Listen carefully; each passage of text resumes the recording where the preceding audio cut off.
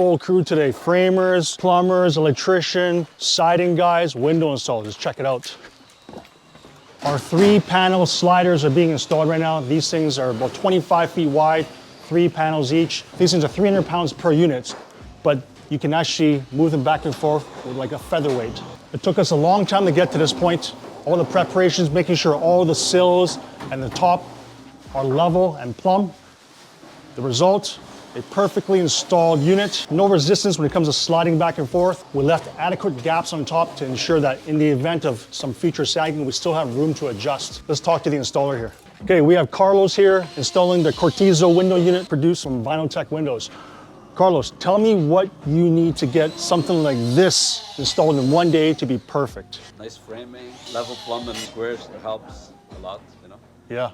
And a solid foundation because the doors are very heavy. For something this size, when we have an opening spanning what? Yeah. This is what, 25 feet?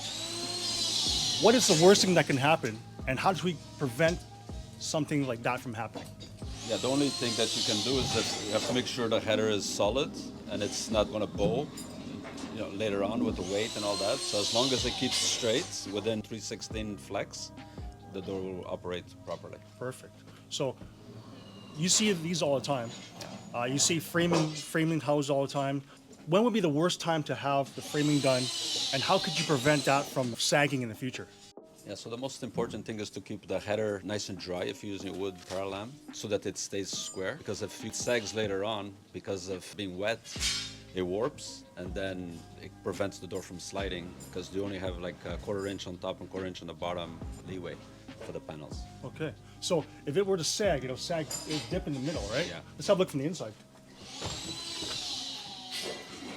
So standing back here, if that thing were to sag, would it pinch the frame? Yeah, so right now we have shims on the top, 1/2 inch shims on the top. So if it was to sag, even let's say 2-3 years later, the worst you can do is remove the casing on the inside, remove a few shims, and re-level it again on the header. If you were coming too close without the shims, without the space for shims, then you'll have to cut the wood. You know, then it'd be a big job. So better to have a bit more tolerance Yes. in the beginning when it's exposed than to rework it later, right? Yes. Okay. Talking about keeping the wood dry, we actually had perfect weather from the beginning till now. In fact, everything was kept dry, and we actually had the house waterproof, so hopefully that improved your installation experience. Yeah, that's good. Okay. Otherwise, even steel sags sometimes. So depending on the structure, the length and everything, that determines if it's going to sag, how much deflection it's going to have. Right. So this one seems to going to be pretty good. There's no problem. Well, I'm excited to see the final look of this thing when it's all done. And show me how this thing slides. Is it pretty light? Well, the panels, they're about 300 pounds each, so it is a little bit heavy itself, but it slides pretty smooth. When you're having 2 panels, it's a little bit more, but usually you don't do that. You go from the last panel, so it closes nicely. So you would open and close it 1 panel at a time, so it's not so heavy, like that.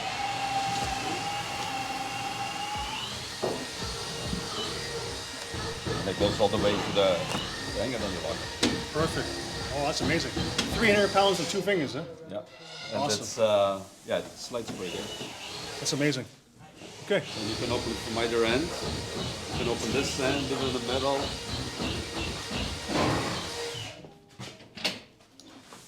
Leave it in the middle like this if you want, so the kids can play around in circles. Or you can put it to one side or the other. Nice. Okay. Well, this is an amazing product. This is the first time I've used this brand so far. I love it, and I can't wait to see it tie in with the rest of the house. And it's aluminum, so it's durable and it lasts forever, like longer than the house. Okay, Carlos, thanks for having you on the site. No problem. Okay. First came the lighting layout, now we're doing the electrical. Now the electrician today is starting from the basement area. I just want to point out a couple of things that's very important when it comes to electrical when having a secondary suite in the house. It's very important to separate the main house meter and electrical panel with the secondary suite meter and their own panel.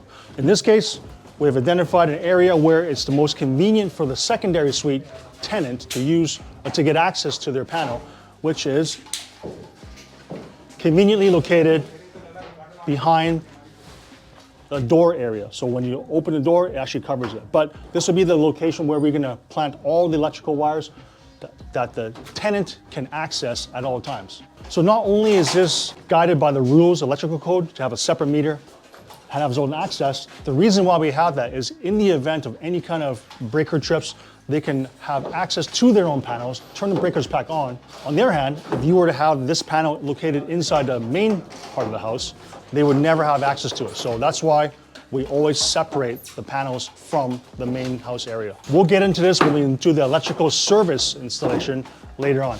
So we have my favorite electrician, Jackie. Actually, we have quite a bit of a history. 31 years ago, when I did my electrical apprenticeship, Jackie was my coworker.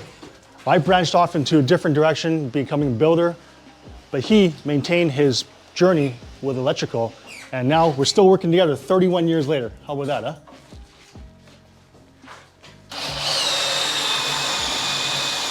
Jackie's not much of a talker, so we'll leave him out of the interviews, but his work speaks for itself. Very, very diligent when it comes to electrical systems. Anything about electrical, this guy knows everything about it. While on the topic of secondary suites, let's talk about fire separation between the two units. Fire separation includes floor to floor, also wall to wall separation. So let's get into that. So where I'm standing is inside the washroom of the secondary suite. Right above me is the primary part of the house, which is occupied by the master of the house. So in between these two areas, in its floor assembly, has to be fire rated. And that means the entire area of the secondary suite will be bound by the same fire assembly. Meaning that it's not just a drywall ceiling, but a rated drywall ceiling. So giving you a 1 hour fire rating between upstairs and downstairs. In the event there's a fire, the 1 hour fire rating means that there's a 1 hour delay from the fire above reaching below or vice versa. The assembly also includes sound transmission. So let's get into that, starting with inside the joist spaces. Okay? So inside joist spaces, on the other side of that TGI is considered the primary side of the house. So along the inside liner, we would be fire stopping it as if it is the main separation area. The ceiling here will also get the same treatment. So the assembly will look like this. 1/2-inch soundbar, 5/8 Type X drywall on the ceilings and carries down in the wall side. That means that wall assembly needs to be fire rated also behind this plumbing fixture. So we will have to move this plumbing fixture out, slide the fire rated material down there and put the tub against it to have a continuous fire rating for this entire suite area. Timing is something you want to consider when doing your fire rated assemblies. For example, it's very good time to put all the fire rated drywall inside these joist spaces now before the trades come in and start drilling. Because imagine this. This drywall was put in yesterday and look, he's already been drilling wires. Can you imagine trying to install fire rated drywall in there in bits and pieces when this is completely full of wires and ducting and pipes and stuff? So timing, consider that to be one of the most important things. Line this all up before the rough-ins start happening and you'll have a much more pleasant way of fire stopping your assemblies. So unlike other houses in Vancouver, you'll see 3 or 4 electricians coming in to wire the whole house down.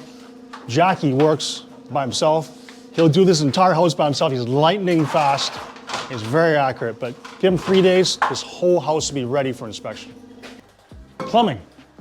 Today we're doing water lines to feed the rest of the house.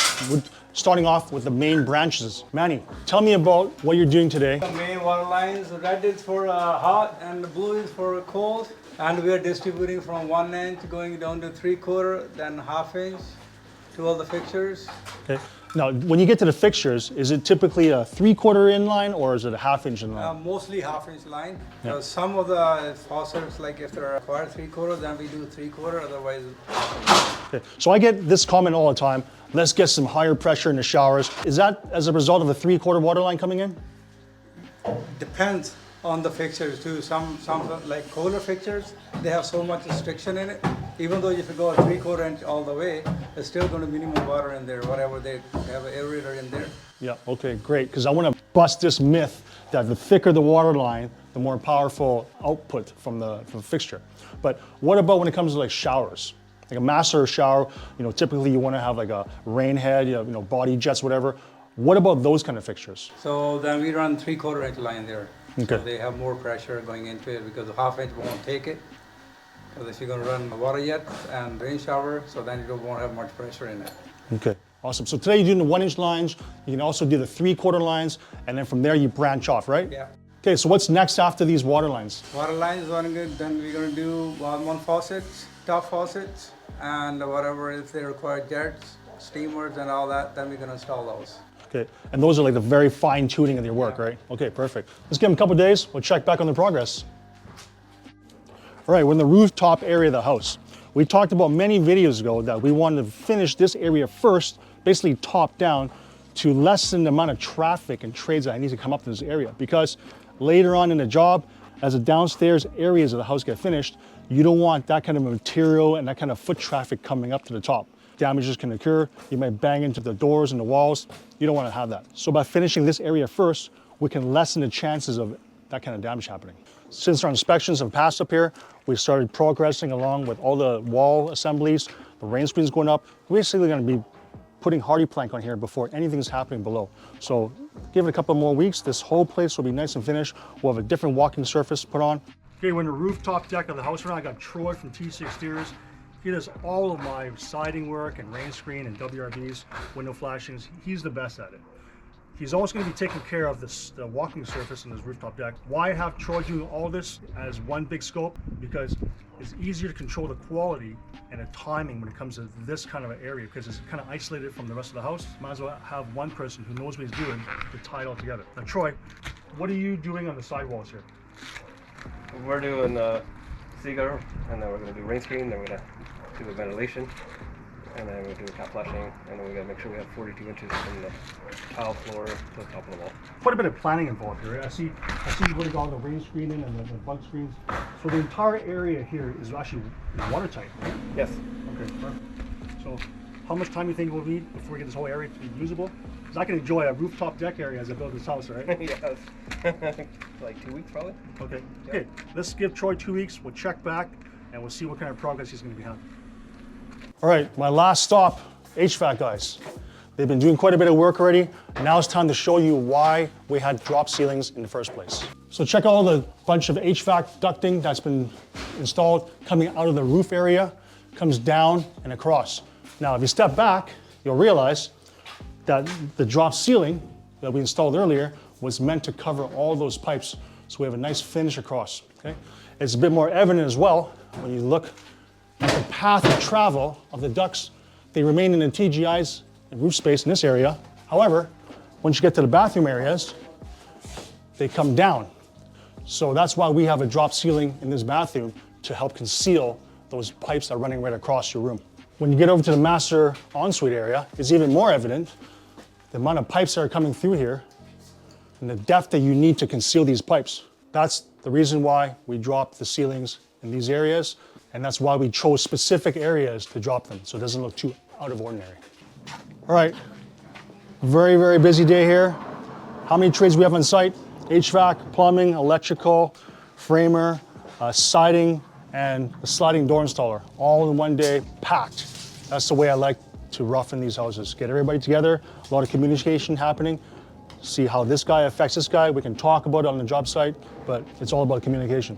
All right, that wraps up this week. Let's start again on Monday.